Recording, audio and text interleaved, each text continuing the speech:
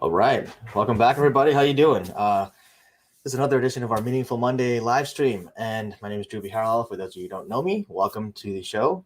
And today we're talking about polarization and how things are polarized right now like crazy. Everything, everywhere I look, it's one thing after another. For those of you who have not watched it yet, the documentary on Netflix, it is called The Social Dilemma. Actually, I forgot it for a second, but it's The Social Dilemma. It's a really, really good documentary. It talks about social media and the effect it's had over the last 10 years or so on society, on American society specifically. But it's a true issue.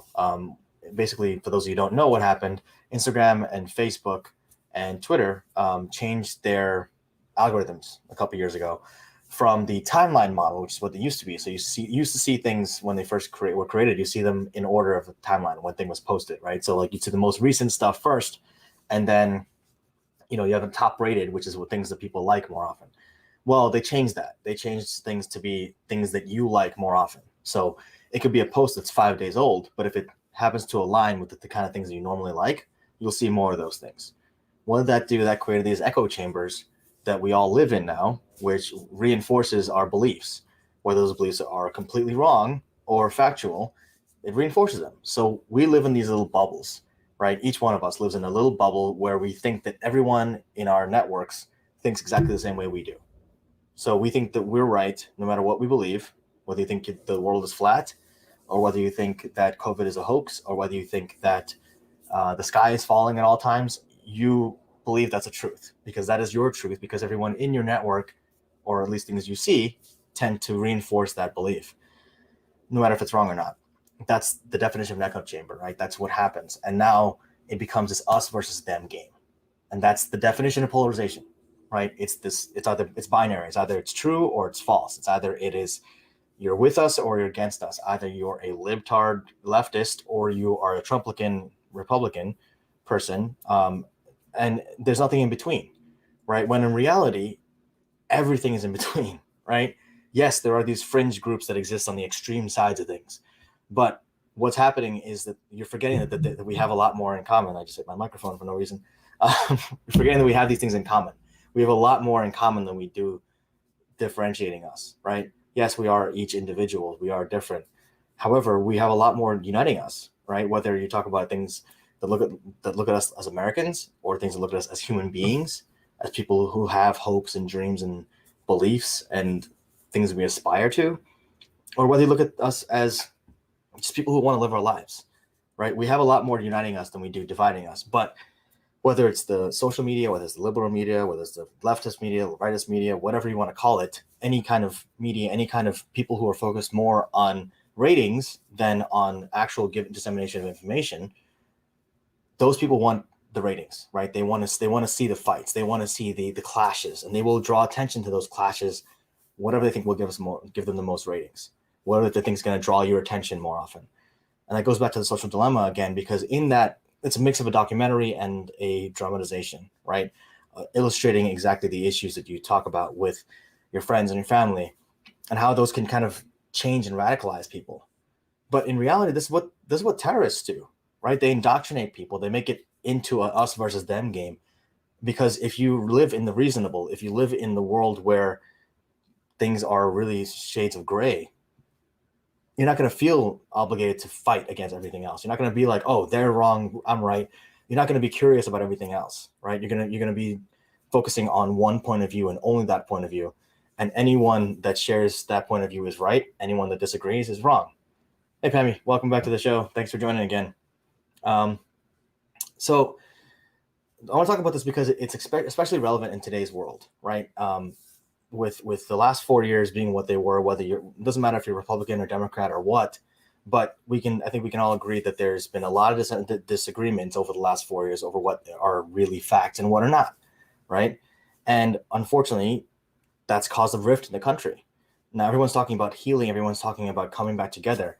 There's a reason for that, is that we've been parted like the Red Sea, right? Everyone's on extremes or feel like they're on extremes. But if we go back to what it is, it's like you equate these beliefs, we equate what's happening in the world, anything you believe, that automatically means you assume that person believes that one thing. So that means they believe everything else that people on that side of things, the leftists or the rightists or whatever, believe that same thing. So you assume all this stuff. And what happens when you assume? You make an ass of you and me, right? So you're assuming that because someone believes one thing, that they believe everything else that you think people on that side of things believes. But 90% of the time, you're probably going to be wrong. I mean, personally, I don't consider myself a conservative or a liberal. I kind of live in the middle. I'm a moderate because I believe certain things are conservative and certain things are liberal about. I just tend to be a reasonable person and kind of try to reason out things as they go. It depends on the issue, right? I think most people tend to fall into that camp, but because you're so against something, then now you're going to be like, oh, well, now I'm against everything that person stands for, that person believes in, and now I'm going to be on this side of things. And it becomes, again, a polarizing situation. So how does this come back to us as human beings, or as us as business owners, or as leaders? Well, a leader doesn't just go along with the crowd, right? A leader doesn't just follow what everyone else says or assume these things that put people into these different camps, right? If you're looking to develop your own leadership and grow yourself, you want to get as much information as possible to really make an educated decision for yourself, what you want to believe and how you want to align yourself. So when you're talking about, for example, wearing a mask, right? If you don't believe that wearing a mask is a thing, social media, you can find stuff in social media to support you. You can find as much as you want that's going to ideally support you. But if you look at science, and again, a lot of people don't tend to believe in science, right? But the ones who do believe in science will look at science and say, okay, you know what? Maybe there's something about this whole mask thing that I need to listen to, right? Let me take a look at that. That's a reasonable person. That's a reasonable response. But then when you take masks and you lump that in with taking our guns and lump that in with Christianity and lump that in with all these other things and say, okay, you know what? If you don't believe in this, then that means you can't believe in the other stuff that is unrelated. That's creating that polarization, and it's furthering that gap. It's not allowing for meaningful conversation that would otherwise clear up a lot of these misunderstandings. And a lot of them are misunderstandings. But then you have situations like, again, going back to COVID, you think of COVID as either the Chinese virus or the Kung flu or this Asian thing. And that leads to what's happening right now across the country that no one's talking about, which is severe hate crimes against Asian Americans that no one's talking about, right? You're lumping all of Asia together into China. Let's assume for a second it's not the case, but let's assume for a second that China is responsible for, and all Chinese people are responsible for the virus. They're not, but let's assume that for 1 second. Does that mean people from Vietnam are responsible? Does that mean people from Korea are responsible, or Japanese people? No. It's asinine to believe that or even assert that, right? But people of all Asian backgrounds are being assaulted across the country. A lot of people in California. I mean, they're not talking about it on the news a lot, but it's happening really, really rampantly, and it's not cool. It's not okay. And what happens when we allow these things to happen? We sit back and we're like, oh, it's not happening to our people, so we don't care, right? Well, how is that going to do anything for anyone at that point, right? Again, it's creating this gap in our society. It's like it's us versus them. Oh, they're not part of us, so we don't care. But they're still human beings, and it could just as easily happen to us, right? It could just, and I say us again very loosely because it's really about coming back together and figuring out what we can do. And that's not being a leader by going along with this thing, allowing these kind of things to happen. So polarization has a lot of far-reaching consequences that we don't realize at first, and it creeps up on you. This whole social media thing didn't happen overnight. It happened over time. Going back to the social dilemma, in that show, in that documentary, they talk about this graph, and they show the way the graph looks in 2011, or looked back in 2011, and it's the beliefs of the country as a whole, right? And back then, it was more of like I want to say like a bell curve, right? Where you have people on the outside, the fringe, are like here, and as you go in the middle, most people tend to agree on things, right? Like science, for example, facts, for example, right? But then as you go down the timeline and get closer and closer to 2020, people move further and further out to the right, onto the left. And then the middle is getting smaller and smaller. That's exactly what polarization looks like. And again, it doesn't happen overnight. It's not something that happens just, oh my God, everyone's polarized. It happens slowly, which is even more dangerous because that's how indoctrination happens. And so as you spread further and further to the poles, hence the term, that becomes a huge issue because now everyone believes that everyone else is full of shit. And when you think that the other side is completely full of shit, you don't trust anything that they say, even though they may be speaking facts. And I'm not advocating for any one side at this point. I'm just saying that happens across the board, right? In coaching, there's an idea of polarization, of polarities and paradoxes. We create our own polarities when they don't even exist sometimes. For example, work-life balance. That's a polarity. On one side you have work, the other side you have life. You got to balance those two things, right? That's what that asserts. In reality, though, work and life are not really separate opposites, right? We may think that they are, but they're not. Work is a part of your life, right? Maybe you have home and work life. Those things are separate, but are they really opposites? Can they not coexist? Right? Can you not have one without the other? It's like we create these things where you feel like you have to choose one or the other, right? It's either I eat healthy or I enjoy my food. I can't have both. But in reality, you can, right? You can have conservative and liberal views. You can have things where things are in the middle, where you have this happy medium, where you're able to balance things and actually live a life where you're not fighting all the time, right? With yourself or with others.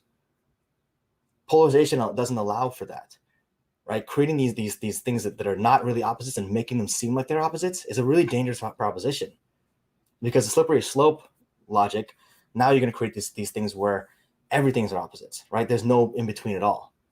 And what happens when the whole world is just black and white?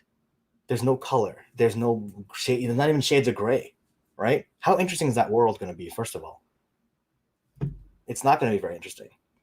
Even black and white photos, they're not actually just black and white. They're really just a ton of shades of gray. And that allows for detail, allows for little nuances and things. Polarization doesn't allow for nuance. But everything is in nuance. Everything's in the details. The world is not good and bad. The world is not good and evil as well. The world is not full of heroes and villains. The world is just full of people, all shades of people, all shades of colors, all shades of intelligence, all shades of incomes, all shades of experiences. And the more we polarize those things, the more we divide ourselves based on arbitrary guidelines, the easier it is to really have idiots be in charge, honestly. You know, the whole idea is divide and conquer for a reason, right? The more people are fighting with each other, the more people can take charge. So, who have no business being in charge, by the way. But yeah, so I'd say all that to say, if you have questions, please do put them in the chat. And like I said, but I wanted to talk about this because I think it's especially relevant right now, given everything that we've dealt with over at least the last year, but definitely over the last 4 years. I mean, honestly, over a long time, for the last like 10 years of social media, at least. And so it's getting worse. And before it gets worse, we have to try to do something about this and intervene in our own lives. So we're not sitting there fighting with family over dumb shit that doesn't matter, right? And we're not losing friendships over shit that doesn't matter, because a lot of this stuff doesn't matter. Some of it does matter. Don't get me wrong. If you don't believe in equal rights for people, probably not going to be something that we're going to agree on ever, right? Fair. But if you're talking about something like, oh, well, I think the tax cut should be, for the top 1%. Oh, I think it should be for the top 0.5%. Okay, great. I think everyone should get a $2,000 stimulus. I think everyone should get $2,500 stimulus. Ah, you're evil. I mean, really, like, it's just, it's funny, not funny, really, right? And you have to look no further than any social media post, any social media platform, whether it's Twitter, Facebook. Do I think all social media is inherently bad? No, not at all. That's far from it. Exactly. That's the best example of a polarizing question, right? Either I think social media is evil or it's good. I don't think it's either one. Nothing is inherently evil or good. It's how we use it, right? We're using social media in a poor way. Where it's a great tool for keeping in touch with folks. It's a great tool for sharing great news or bad news or whatever. Asking for support. It's a great accountability tool. There's a ton of amazing uses for social media, but we're not always using it that way. We're just using it to vent and to talk shit and to really make fun of people or cyberbullying or those kind of things, or just to spread dissemination of poor information, right? So no, I don't think social media is inherently bad. I think the way we use it, I don't think anything is inherently bad. I think the way we use it tells you whether it's good or bad. And I think that given the way we're using it right now, the way it's or the way it's using us, it can be poorly executed and the results are bad. So that's, yeah. Any other questions? Let's see. How can you reason with people who are on the other side of the aisle politically?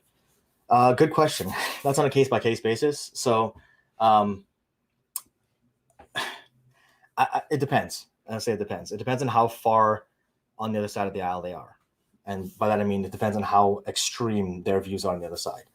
If they're open to having a conversation about things and really are open to listening, it's probably going to be easier to do that if they're a reasonable person. If they're refusing to listen to anything you're saying, if they're totally on the other side and they just keep saying that you're wrong, or the resort to insults, like a lot of folks on social media tend to do, then you're probably not going to have a lot of success talking with them or having an effective conversation with them about anything, much less the political stuff. But I think it's always worth a shot, right? It's always worth trying to engage with people, letting them know that, hey, listen, we agree on something. I mean, try starting to start testing the water, see where you guys have something in common. Something as basic as, okay, hey, we agree that America can get better, right? We agree that there are things that we can do better than we're doing right now, right? If they don't agree on that, you're probably not going to make much progress in terms of reasoning with them.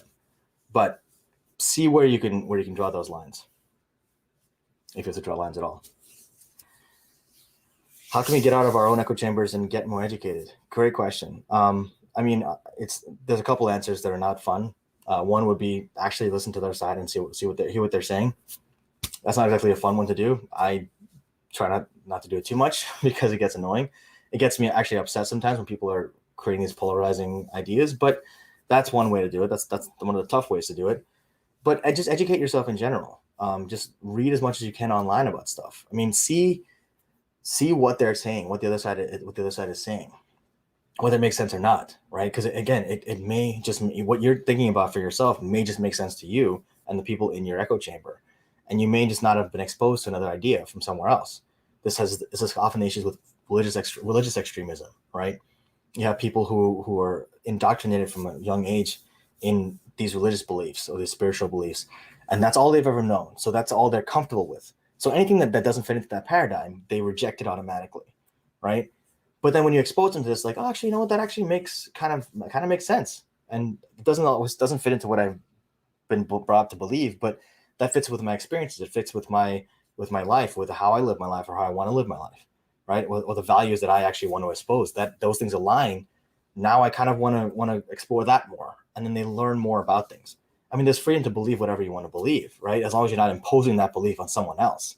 Again, that whole thing. But that's I think that's what I would advise, is just look into learning as much as you can about a particular topic. If you're passionate about a topic, if you want to learn more about a topic, you learn more about it, read more about it, read as much as you can about it.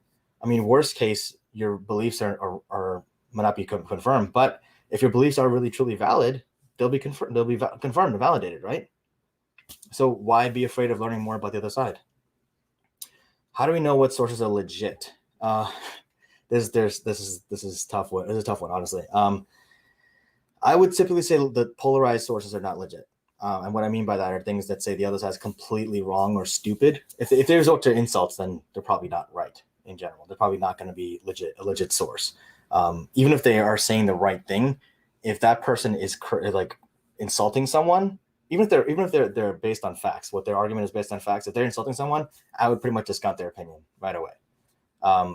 Go down the rabbit hole for that person and see where they got their information from. That source might be legit. Typically, I'd say a lot of American resources, a lot of American news resources, let me clarify, are not going to be legit in terms of there's going to be a slant of some sort, whether left or right. Right. I would typically go for news, probably the BBC. Al Jazeera is pretty good. Most of the international news outlets are a little better at reporting news in terms of clearly reporting more objective type stuff. They also report a lot more international stuff, like what's happening in India right now, or what's happening with the Asian American population. So I would diversify your sources as much as you can, right? And then you'll start sorting through things on your own in terms of what actually is legit and what isn't. But it takes some work. It's not an easy way to do that. There's a lot of crap out there to sort through. I mean, imagine all the crap you get in the mail all the time from all those nonprofits that spend, I say nonprofits because they spend all their potential profits on mailers. That's a whole nother conversation for another day. But if you just sort through all that every day, that's pretty much what they do for your information. It's not easy, but it's effective. How do you deal with people who refuse to believe facts, but you have to keep them in your life? So first of all, I'm a firm believer in you don't have to keep anyone in your life. Tough as that is to believe, it's true. Everything's a choice. It's just weighing two things. Whether, what are the cost benefits of keeping this person in your life versus otherwise. If they happen to be a significant other or a close family member, it may be a tougher decision, but it may be worth your mental health to get rid of that person out of your life. Not get rid of them, not kill them, but get rid of them out of your life. I just stop talking to them. But if they refuse to believe facts and you've done everything you can to reason with them and shown them sources, shown them what the reasoning behind things is, what the logic is, it may be worth just limiting your interactions with them. If you really have to have them in your life, just limiting your interactions with them and making clear you're not going to communicate on certain topics.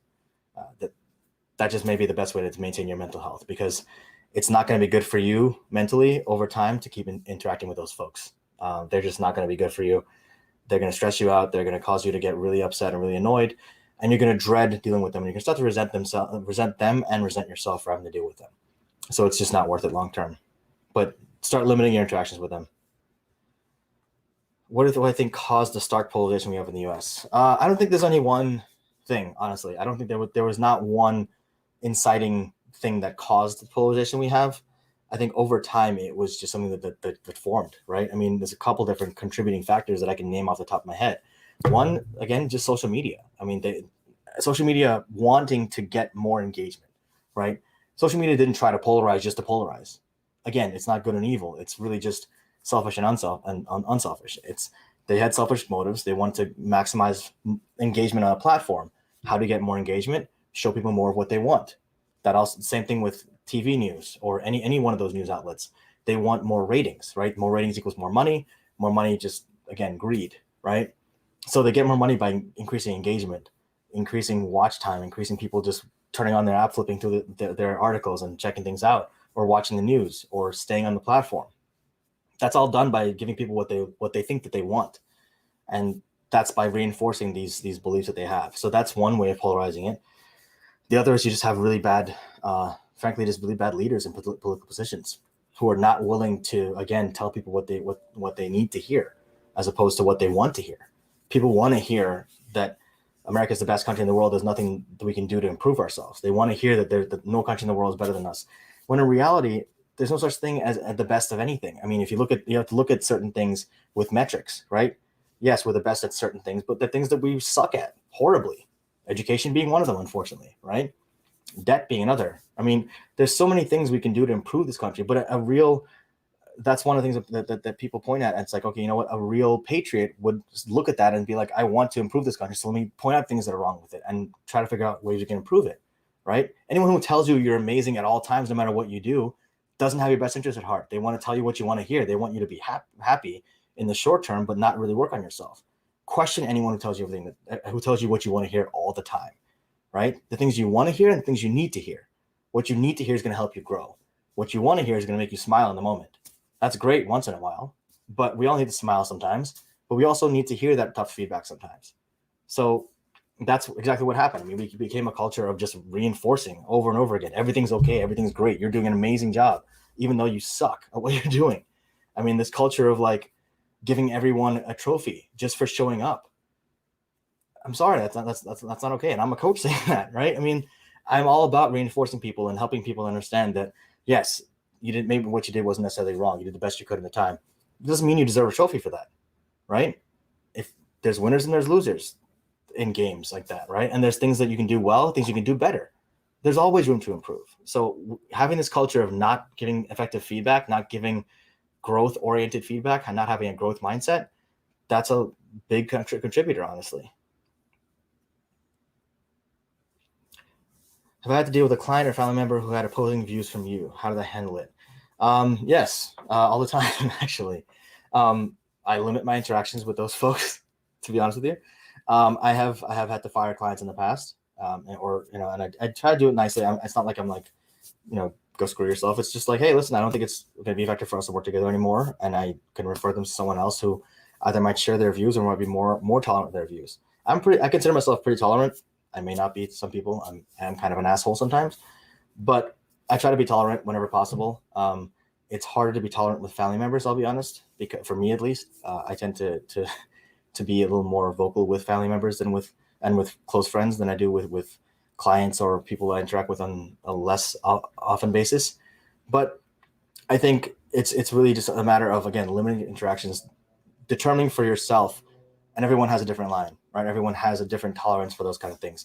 Determine for yourself what your tolerance for dealing with that is, and then act accordingly. So realize, I can only deal with this person for 5 minutes a day versus I don't want to see this person at all, right? I don't need to interact with this person at all anymore. And so now at that point, I'm going to just completely cut them off versus, oh, you know what? I need to deal with this person. They're my boss or whatever, or they're my friend. Otherwise, except for this one view, we're just not going to talk about that one view, right? And then we just kind of move on from there. Again, unless that view is fundamental to your being or to your values, in which case then you owe it to yourself to stand up for that. So again, it's a really case-by-case basis. I've tried to do the best I can to stand up for stuff when I believe in it and to cut folks off. Quick story, actually, to that same effect. I met a friend of a friend last year. We were all hanging out, and I said, so my actual quote was, I live in a ghetto area. I live in Bladensburg, Maryland. It's relatively ghetto in the sense that I grew up here. I'm from here, from PG County. It's not ghetto because there are black people here. Yes, there are black people, but it's actually a relatively diverse community here, believe it or not. It's ghetto because it's just not a very rich area. It's just not an expensive area. They're not expensive houses. It's a relatively low income area. Well, medium low, whatever you want to call it. But it's not a rich area. So I said this person freaked out at me saying that I was a racist. And would not listen to reason, by the way.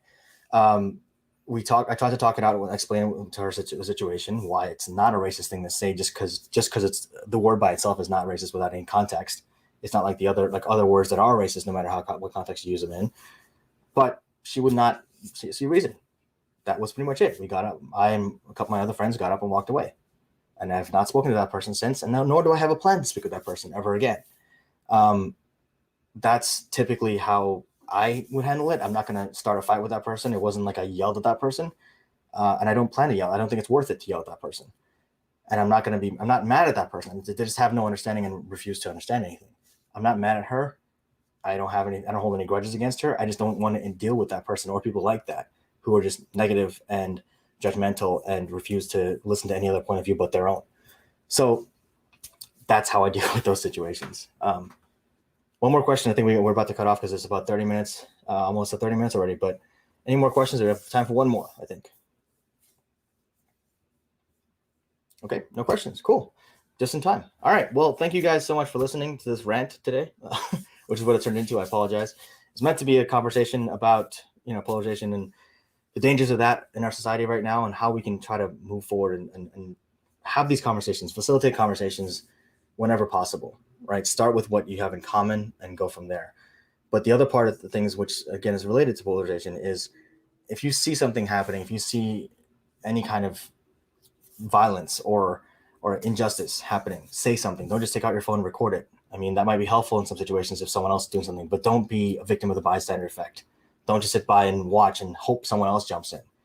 If you're there, do something, because this is happening all over the country right now. Asian Americans are being attacked. I mean, it happens to black people with the police all the time as well. But in any situation like that's happening, please step in, do what you can, whatever you can do. It's better than doing nothing. So thank you guys for tuning in today. I hope you guys enjoyed the session today to talk to the show. I still feel weird about calling it a show, but feel free to hit the like button. Let me know if any topics you want to hear of in the future. We have a couple new videos coming out this week and the next few weeks. We have the Cobra Kai special edition series that I'm doing an episode, a video for each episode, because this season was fantastic. Check those out and Cinema Coach on our channel. And if you guys want me to talk about anything in particular, let me know. Thanks again for tuning in. Thanks, Pammy. And take care, guys.